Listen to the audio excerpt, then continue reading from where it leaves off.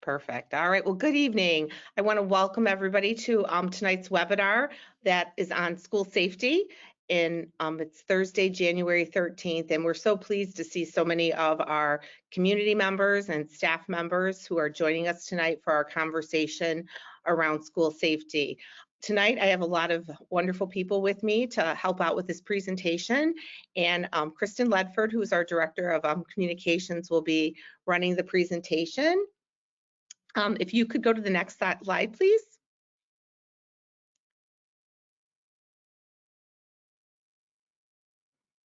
So again, my name is Miss Carrie Wozniak. I am the superintendent in Fraser Public Schools, and I am so grateful and thankful to be your superintendent and to be a part of this just amazing team. Tonight, I have some really just amazing, classy stakeholders who are going to be helping us with this conversation. I first want to introduce Mr. Dan Waters, who's our Director of Operations, Maintenance, and Transportation. I also have Miss Jane Sturgill, who's our Director of Special Education. Ms. Kristen Ledford, who is our Director of Communications. I also have Officer Scott Evaldi, who is from the Fraser Police Department, but he is also our school police liaison who works very closely with us on a daily basis. We also have Mr. Jason Russell from Secure Educational Consultants. He's provided us with our training and just has done a lot of work with Mr. Waters and all of our staff to help us with our training protocols to be prepared for various types of situations. And then I also want to introduce Mr. Burko, our Fraser Public Schools Board President, along with Mr. Scott Wallace, who is joining us via the phone, who just sent me a little text message. He is driving, but he is here with us as well. So again, a great team here tonight. And again, we appreciate everybody who's coming in on the line. So next slide, please. So tonight we're going to really focus in on four main topics. I want to spend some time talking about the importance of prevention and how we handle threats in our school. And Ms. Sturgill is going to be taking us through those slides in that part of the conversation. And then we're going to turn it over to Mr. Waters, Officer Evaldi, and Mr. Russell to really talk about how we've prepared our buildings, our staff for an incident, or how we will respond and take action when an incident actually occurs. And then we have the questions that we received from the community that we're going to address at the end as well if we don't address them in the presentation. So with that, if you could go to the next slide, Kristen. I think we all were extremely just impacted and felt the Oxford tragedy. It not only affected Michigan, but it impacted the entire country. And you saw tributes throughout our own, state, throughout the country. U of M, they wore the Oxford Team 42 and the 4 hearts on their uniforms. The Minnesota Vikings had the O on their helmet. Our own students did so many wonderful things for Oxford to support them during this incredibly tragic time. But it also really created a lot of questions and a lot of concerns about school safety, especially about what we would do here in Fraser and what have we done to prepare for something like that. And I think it's very important that we waited a little bit. We wanted to do this in January to have a little bit of time to grieve and to be in a better space to really have this conversation. I'm very proud of the work that we've done and the leadership that our team has taken in providing our staff and our community and students with some really, I think, strong training, and a lot of good information will be shared tonight about not only the training, but the resources we have to support our students and staff. So with that being said, I'm going to turn it over to Ms. Sturgill, who's our Director of Special Education, but she also has a very unique skill set when it comes to prevention and mental health. So Ms. Sturgill, I'm going to turn it over to you. Thank you. Thank you, Ms. Wozniak. Good evening, everybody. As Ms. Wozniak mentioned, I'm the Director of Special Education here in Fraser. I've been in the district for a long time. Before I became an administrator, I was a school psychologist. And so that mental health piece is definitely something that I've spent many, many years working on and being a part of our team here in Fraser, as well as a district consultant. So again, kind of a little bit unique perspective as the director in special ed here. I'm also a trainer of the Prepare School Crisis Prevention and Intervention model. So that's something we've brought here to the district a couple years back and done pretty extensive training with our school-based mental health professionals. Go ahead and switch to the next slide, please. And actually one more. We'll be talking a little bit more about the prevention and our response efforts as well. So one big thing that's important for everyone to understand is the idea of creating a culture of belonging and the sense of connectedness for our students and all of our stakeholders here in Fraser. There's really substantial research to show that connectedness to the school and the community are what we call protective or resiliency factors. So we know that kids who are connected to our school and our community have a lower incident of delinquent behaviors. They have higher academic outcomes like GPA.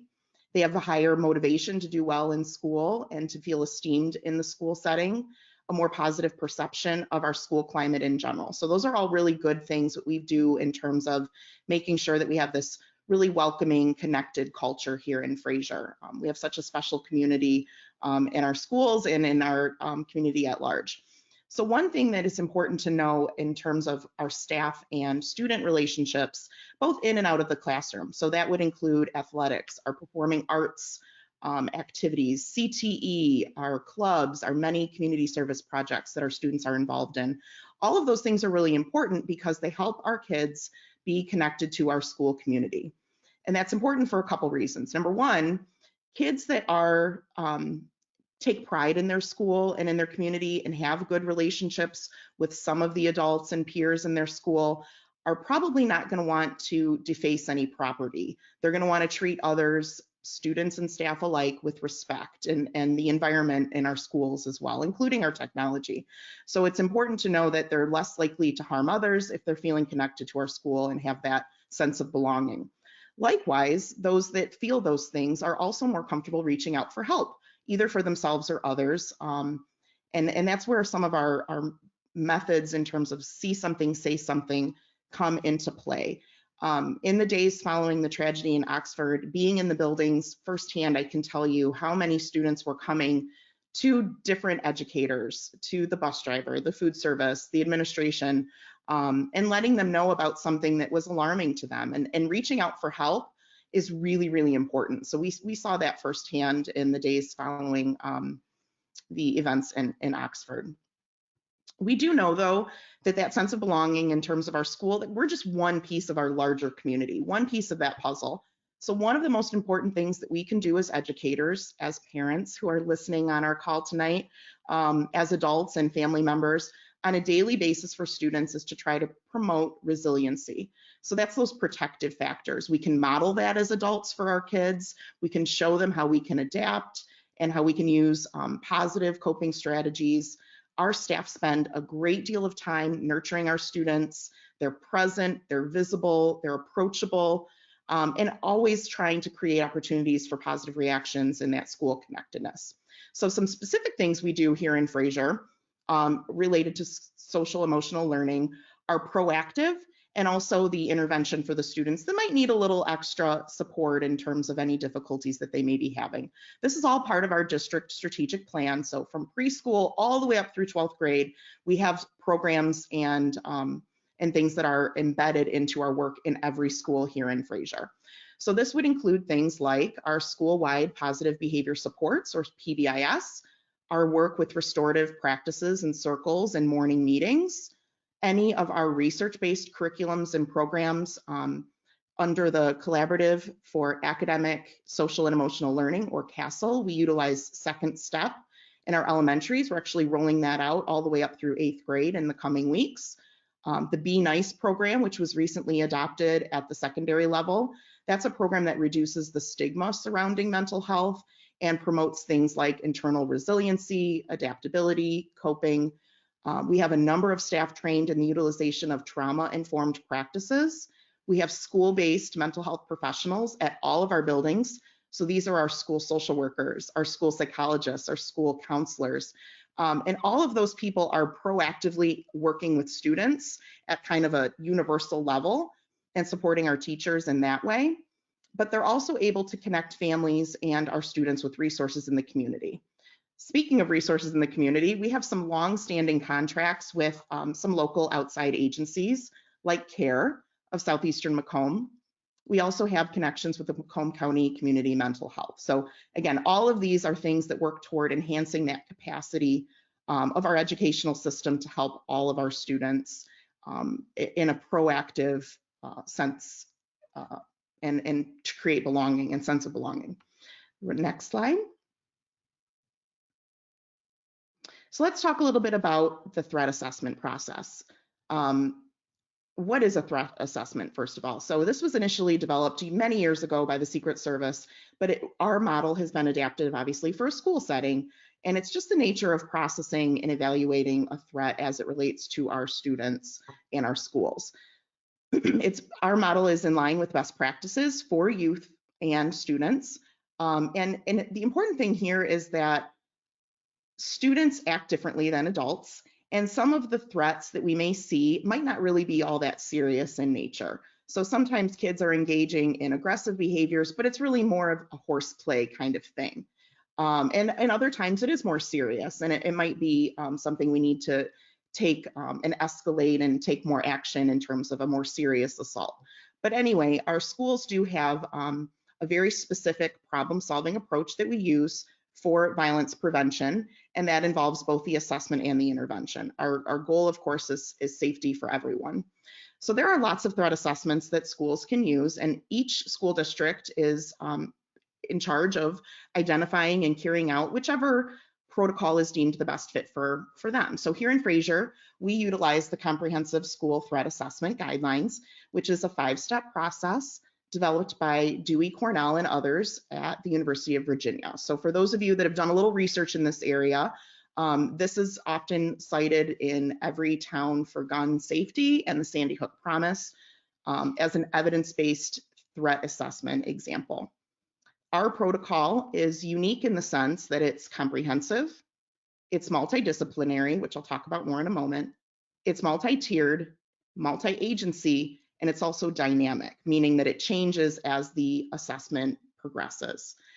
This is used anytime that we have staff or students reporting a possible threat, and that could be drawings, threats in writing, comments, verbal threats, all of those things. Go ahead and switch to the next slide, please. Our process really identifies 2 types of threats.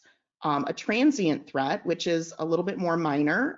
It might just be a sense of frustration or an expression of anger, and also a more substantial threat, which would be more serious intent to harm. There's different levels of attention that we would address each of those with, and depending on how serious the threat is, would be escalated to involve law enforcement and other community organizations when needed.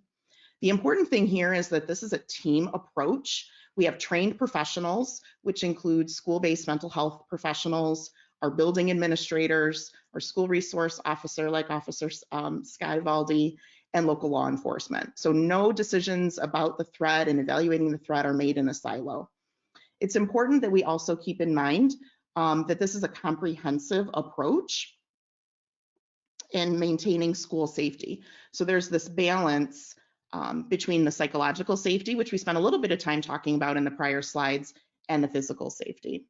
So with that, I will go ahead and turn it over to Mr. Waters to discuss our preparedness process. Thank you, Mrs. Sturgill. Kristen, if you could go to the next slide, please.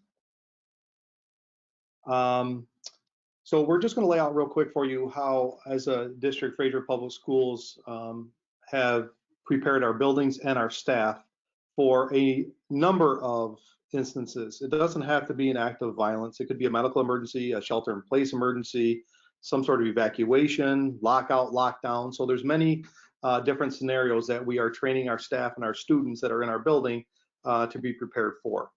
Next slide, please. So obviously in Fraser Schools, school safety has always been our top priority, and it will always be our top priority. As a school district, many school districts around us do a great job at keeping our buildings safe from bad people, from outsiders that want to come into our building. it becomes very difficult to keep out our own that want to enter a building our building to inflict harm. As many of you probably know, as an architect, we design our buildings for egress, to exit the building in case of a fire or something like that, an emergency of that nature. So we have a lot of points of entry around our building for exit. So again, very difficult to keep one of our own out, but a lot of school districts do a great job of keeping bad people we don't want in out. We'll talk about that a little more here as we get a little further. In the Oxford setting, I don't want to Monday morning quarterback it, but the first thing out of the reporter's mouths were metal detectors. We all heard it. I immediately got on the phone with Officer Uvalde and Mr. Russell because I wanted to ask some questions about metal detectors. We've had that conversation here in the district. And I think it's very important that we quickly realize that, as Jason will tell us, that metal detectors are not necessarily the answer. It may have stopped it from happening at that point, but if someone has ill will and wants to do harm to somebody, it will just change that location. It may happen in the parking lot. It may happen on a bus. It may happen somewhere. They may not care you have metal detectors or run through them and do harm at that point. So he pointed out to us that that wasn't the end all be all necessarily for an incident like that. As a district, like I said, we've been very proactive about all of our building occupants' safety. We'll go into that a little bit more. Kristen, next slide, please. We have many partnerships that we have here in Fraser Schools. Many years ago, we teamed with the Macomb County Emergency Management Team. Peter Locke was the gentleman's name at the time. Peter came out one summer a couple years ago and did a threat assessment of all of our buildings. He walked around the perimeters of every single building. He walked in every single classroom in every single building and gave us a report. We team obviously with our local police departments. Ms. Wozniak and I can't say enough about our Fraser Police. They are the best, and we're very fortunate to have them on our side. But our police departments often use our buildings. As a matter of fact, we just toured the building before this meeting. We're doing it today and then next Thursday as well with their staff, so they can understand and know our floor plan very well. So we work and do tours like that. They use our buildings for their training sessions over the summer, over holidays. But they, again, the partnership is very strong, and we're very thankful for everything they do for us to keep our buildings safe. And then lastly, I asked Mr. Russell to be here because he's a wealth of knowledge when it comes to school safety. But we partnered with SEC, Secure Education Consultants, and we hired them as a third party to come in and do a review of all of our campuses as well. Mr. Russell and his team came in, and again, they toured all of our buildings. They talked to myself. They talked to all of our administrators. They talked to our principals. They talked to all of our admin assistants. And again, they did the same thing where they formulated a report for us. We did very well in that report. I knew we would physically. We've been very blessed here in Fraser with our community supporting our bond issues and allowing us to put in safety items.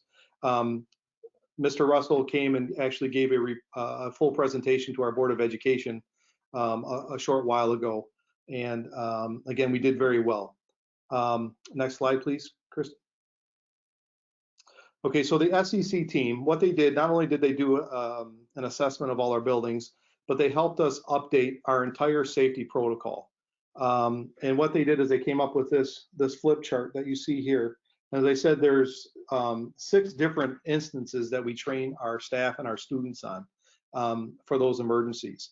After we went through and updated our safety protocols, his team came in and we trained every single staff member on all 6 of these different scenarios. We did it at the high school, we did it at the elementary buildings, and also the middle school. As I said, the admin staff was involved, operations and maintenance, transportation, every individual was trained. It didn't matter if you're a hall monitor, a lunch mom, we trained them. As I said earlier, we greatly value our partnership with SEC. Jason is only a phone call away. He can vouch that I've called Jason several times from, as I said, instances after Oxford, safety questions we have, because he is our expert. When we have a question, we call him or Officer Uvalde, and they help us through those questions to make sure we're doing things right for our staff and our building occupants. Through our bonds, as I said, our community has been very gracious and very supportive of our bond issues. Because they have done that, we have been able to install security measures back to our 2005 bond. During that 2005 bond, all of our elementary schools were equipped with sally ports or secure entries. We were able to, our last bond added to the middle school and also the high school now. We have hundreds of security cameras around our district. Those cameras record all times. They sense movement and they record. We are able to hold about 30 days of video in our DVR system before we override any existing video that we have. During the 05 bond as well, we came through and we installed the Columbine locks, which is a lock on the interior side of the door. Every teaching space, darn near every space in the entire district, doesn't matter if it's a teaching space, a conference room, an office, we have interior locks that allows our staff to lock the doors from the interior side of their room. They don't have to go out into the halls to do that. We key them in every building, so it doesn't matter what teacher I am, what classroom I'm in, I can lock the interior side of any door. So if I'm subbing in the next door teacher's classroom, I can lock that inside door in case of an emergency. Not necessarily can I get in their classroom from the corridor, but once I'm in it, if there's an emergency, we can lock it. We've installed several building access systems throughout our district. We've had card access for years. Our Fraser Police has multiple cards. They carry them in their ambulance, their fire rigs, their police cars. They can get into our buildings 24 hours a day, 7 days a week. They also have master keys, which allows them access to any door that we have in the entire district. We included and installed A-phone intercom systems throughout our entire district.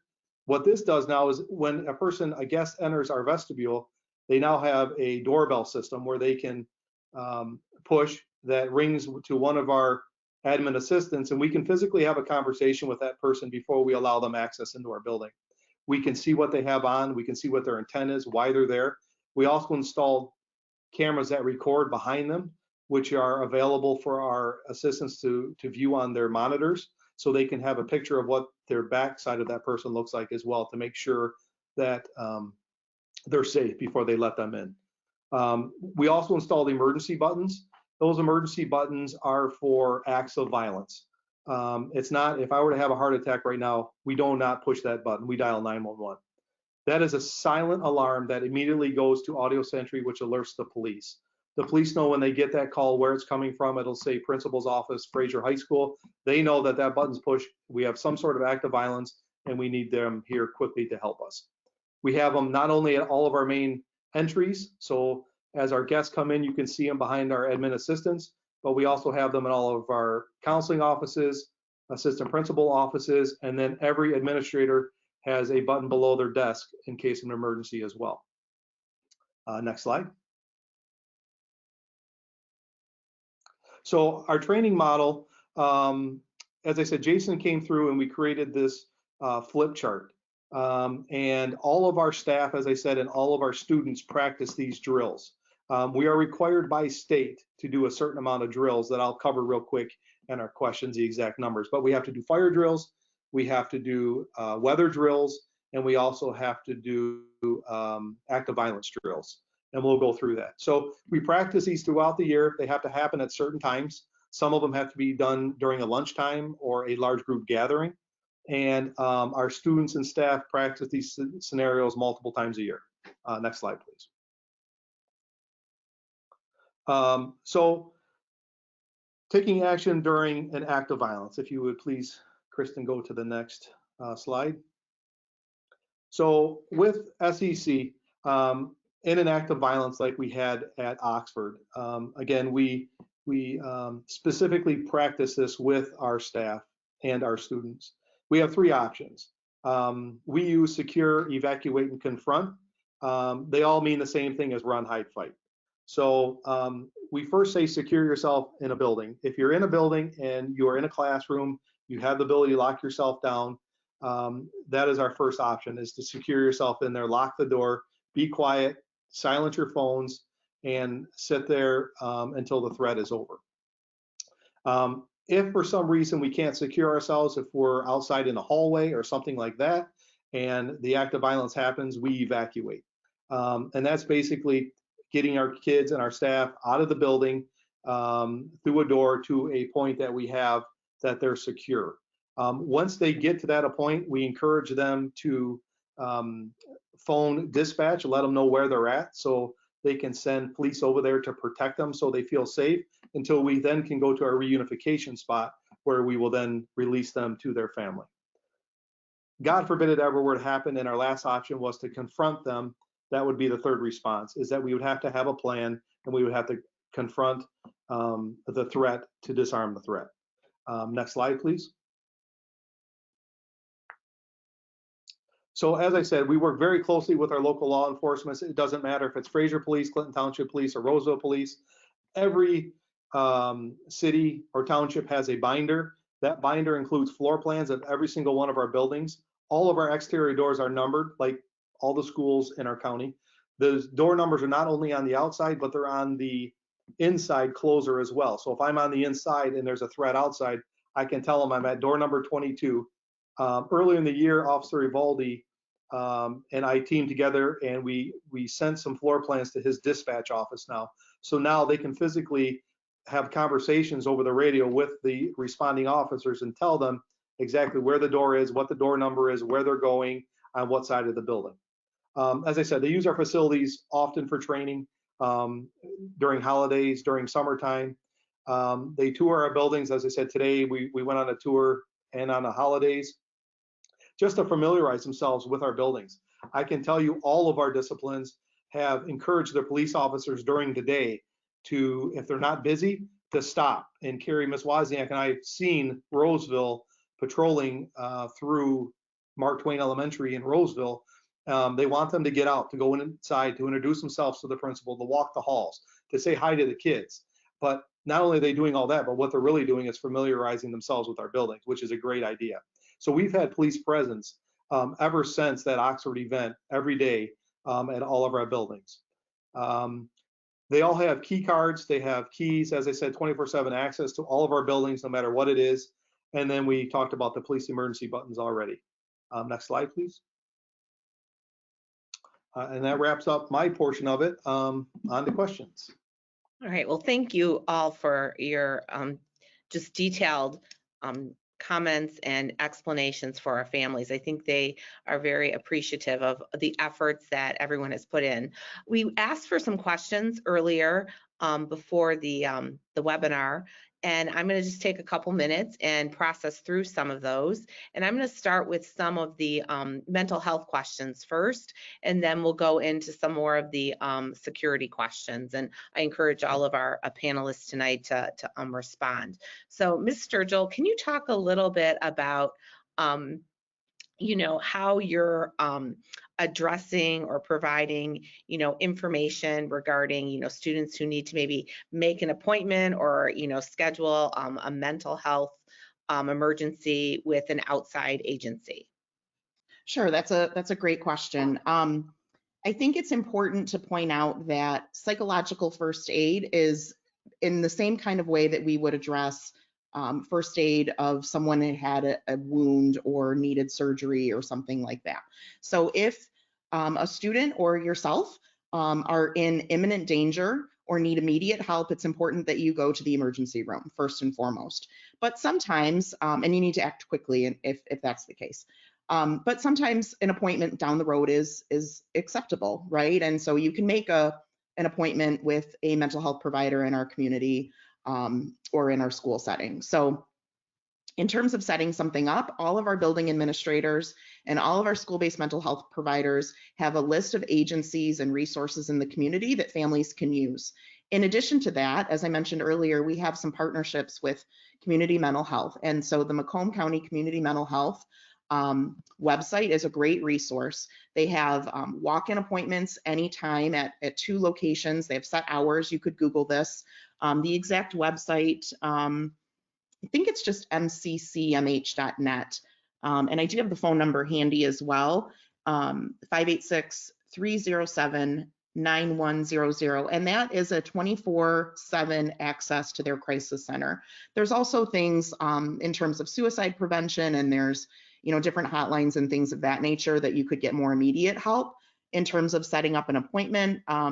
It kind of depends on the situation and the immediacy and the imminent possible danger of a student or of yourself as an adult. We have a lot of resources in the community. Thank you. And I think it's important too, you can always reach out to the building principal. They have these numbers, they can provide that extra layer of support and give you those resources. They're very knowledgeable in those areas. So the other question we had was, what are some things parents can do to learn more about warning signs of maybe mental or physical stress? Sure. So some stress is normal, and it's important for us to, if you've been through a traumatic event yourself, who hasn't right now with the situation we're dealing with COVID and things, it's a stressful time, and lives are a little bit different now than maybe they were a couple of years ago. We have added stressors in our houses that we maybe didn't have. And so I think it's important to know that some stress is normal and that recovery is the norm. What becomes important, though, is when we have a more enduring stress response, and that's the stuff I think that this question is probably meant to address. So things in terms of what to look for as a parent or as an educator are changes in your child or in the student, changes to their grades, to their motivation about school. Monitoring social media is a big one for families as well. You can learn a lot about your child by doing that. Certainly, so that's important. Anytime you think you might need more information, again, I go back to that, see something, say something. It's okay to ask for help, and we really are working hard here in Fraser and across the country and the state to end the stigma surrounding mental health. In the same way that we would get treatment if you have cancer or diabetes, if you have a mental health disorder or are struggling with adapting and with handling stress in your world, it's okay to ask for help, and it's okay to not be okay. The important thing is that you seek help and reach out to somebody that you trust, whether that's an adult or a family member, one of our educators, that kind of thing. I also think, and this is a little bit maybe a variation of this particular question, it's important to know for parents and educators, there is no profile of a student who will cause harm. I'm going to say that again. I think it's worth repeating. There is no profile of a student that will cause harm. There's no easy formula or a profile of risk factors that accurately determines whether a student is going to commit a violent act. The use of profiling increases the likelihood of us misidentifying those that actually do pose a threat. So that's really important when you're looking at warning signs. See something, say something. Our building leadership, our school administrators, our school crisis team members, our school employee and mental health providers, our law enforcement are all trained to help and to help you and others act immediately. It's our job to determine next steps. So it's really important that we contact those providers, and if necessary, we will work with law enforcement to identify and contact any intended victims of a potential threat. Yeah, thank you. That was, I think, really well put. I think that is so important that people feel comfortable to come forward and to trust the professionals to assess and work together to solve these problems. And I think that is another piece we really want to stress tonight is we do not work in isolation here in Fraser. It is a team approach. There's the building administrator and then the mental health professional. We're working together with law enforcement. You have to have all of those people working in concert to do really what's best for the situation. And that's why tonight we wanted to have such a diverse group of people being a part of the conversation. Thank you. So another question we had was about students being involved in our safety drills. Can you talk a little bit about that, Dan? I sure can. Thank you. So the state requires us to hold 5 fire drills, 2 tornado drills, and 3 safety drills each year. The students and staff participate in those drills all year long. And then we had a question about the police dogs coming to the school Yeah, and with the police. yeah, absolutely. So the police are willing to bring the K-9 unit in whenever necessary. We really rely on Officer Evaldi to assist us with that and to handle that with us when we feel it necessary to do so. Okay. We did have a question about how the school handles if a student brought a weapon to school. Yes. So Fraser Public Schools, as we talked earlier, we have a very strict documented process that is followed for all behavioral issues, including weapons in schools. All right. Another question is regarding, about what is being done about the doors, the windows and walls in our buildings. Many of the walls in all buildings provide cover. I know you talked a little bit about the architect of things. Can maybe you talk a little bit more about some of the things that we're doing to make sure our outside is safe? Yeah, for sure. So typically at all of our entries in the morning, specifically at Richards Middle School and also Fraser High School, we limit our entry points. So for instance, at Fraser High School with just shy of 1,600 kids, we have 3 entry points into the building. We have the main entry, we have the south bus doors, and we have the east Klein entrance. Those entries are always watched by an adult, typically a hall monitor, an administrator, someone of adult presence is always there at all times. At the middle school, Mr. Julian is often outside to greet our students. He's always by that door, keeping an eye on that door. Lately, as I said, our police officers still today are walking Fraser High School and Richards Middle School to greet our kids in the halls as they come in. And I think your comment about we have 3 entrances, it sometimes feels like in the morning that anybody can come into the building, but we are very intentional. Even at the elementary, you've really reduced the points of entry. That's correct. We did have, questions again, about the metal detectors. I don't know, Jason, if you would be willing to maybe talk a little bit about that. I know a lot of families have asked that question to us. Yeah, thanks for the opportunity to sit on here.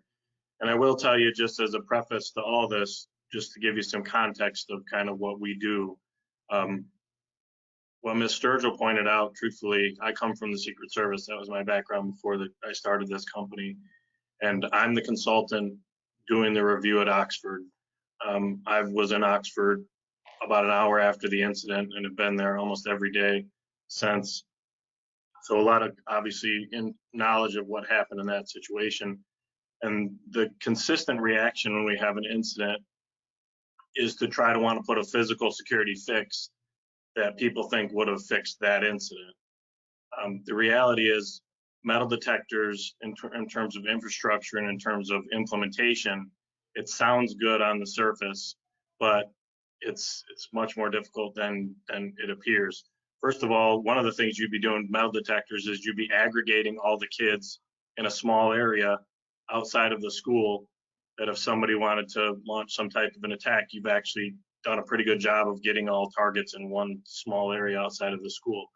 Metal detectors have to be staffed. They're not perfect. And what we found in the research, and as Ms. Sturgill pointed out, the Secret Service was kind of the pioneer in the research on targeted violence. What we found in the research is that a motivated offender will figure out a way. So in other words, a physical security feature doesn't prevent a motivated offender from figuring out a way to launch some type of an attack. So what I think Fraser has done, and they did it way before Oxford, which I think is a testament to your administration and to you as a community, is you started thinking about these things long before. So we've already assessed the schools. We've already trained the staff. We continue to train the staff. You have great law enforcement that are partners. You have truly, in my opinion, and I do schools across the country, you have the most critical prevention feature in what Ms. Sturgill talked about, which is your threat assessment, which is identifying those behaviors. So I think you have to be careful about chasing the previous emergency. I see it all the time. When something happens, we say, okay, well, what would have prevented that? Well, if we think that would have prevented that, maybe we should do that here.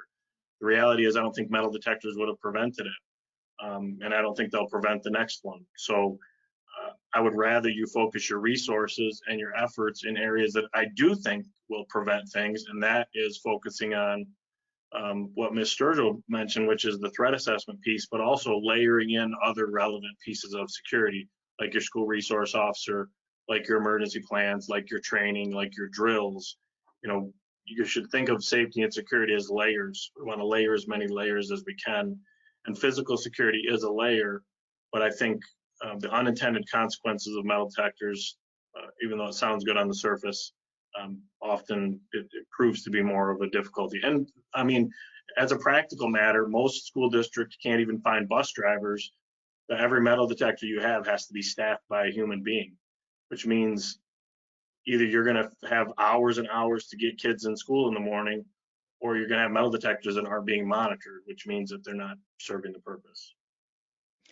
Thank you. Thank you. That was very well put. I appreciate that. And again, we're grateful for the partnership. It has been extremely productive, and it really has, I think, been a great assurance to our staff as well. I did have a question about the police liaison. They wanted to know who you are, and maybe Officer Valdi, you could introduce yourself and just tell the community a little bit about what you do on a daily basis here at the high school and other parts of the district. Thank you, Ms. Wozniak, and thank you for having me. My name is Officer Valdi. I am assigned to the Fraser School District. I am a Fraser Public Safety Officer. I've been an officer with the City of Fraser for 15 years. Typical day is I start off the day at the high school, greet the kids, make my rounds, answer any emails or phone calls to any parents or any staff that has any problems or any issues arising inside the school and outside the school. I pilot programmed a new program this last year with Ms. Wozniak and the staff. The partnership was called Books with Blue. This is a program I started to build a relationship with elementary kids and students at a young age, to build that bond, build that relationship as a first contact with law enforcement, as a positive encounter. I was reading all week, actually, at all the schools in the district this week. It's probably one of my favorite things to do, just to see the reactions of the kids and answer any questions that they have in the interaction with the kids. I also do several programs at the school, food distribution, any family that is in need with the district. I work closely with our social workers, our counselors, different programs, Coats for Kids, Shop with the Cop. I'm very active in the community, whatever the school district needs. I work closely with Ms. Wozniak. Any type of threat that we receive or I receive, Ms. Wozniak, myself, Mr. Waters, my boss, who's Lieutenant Bisbee, when this all happened, we were getting several tips and several notifications. We were up to late hours of the night. I want you and the community to understand I have 2 small kids.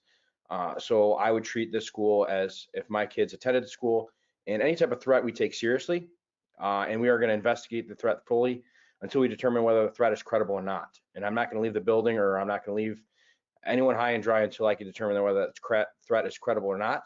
And if we do have to, we were knocking on doors in the middle of the night to determine whether it's credible or not. So I'm here for the Fraser School District. I will say that Ms. Wozniak and Mr. Waters, immediately when this happened, they grabbed the bull by the horns and said, hey, we need to identify this, had staff meetings, spoke with all the staff. They've been great, answered any and all questions that arose, and have been nothing but great. So thank you again for having me, and thank you for everything.